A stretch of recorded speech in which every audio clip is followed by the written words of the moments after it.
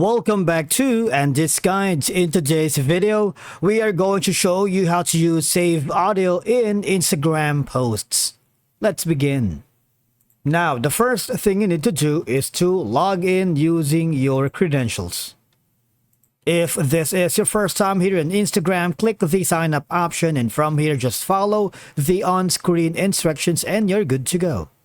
Now, using save audio in Instagram posts can enhance your content because audio can add an extra layer of sensory experience because it can capture the viewer's attention, right?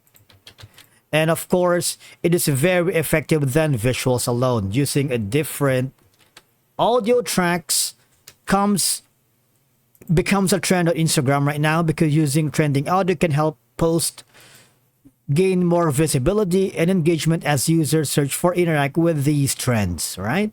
Now, I wanted you to open your Instagram app on your mobile device because it's a lot easier to use save audio on that, all right? So I'm gonna switch over to my mobile device right now. Now, once you are on the Instagram app, on your mobile device, I need you to click on this reel button here and choose anything. For example, this one. I'm gonna save it right now. Okay, so I'm gonna save it. Okay. Now I need you to hover to your profile icon here and then click on the three bars horizontal line on the upper right corner and click on saved. All right, and this is going to be the save audio earlier. Now once you are on here, for example you wanted to use the audio for this one, all you're going to do is you need to click on the three buttons on the upper right,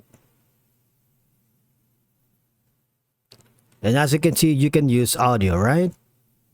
That's it. Then from here, all I gotta do is use that to your story, add effects, use the audio for this one, and there's a lot of that you can do. Basically, that's how you use save audio on Instagram post. Thank you so much for watching, and we will see you again in the next video.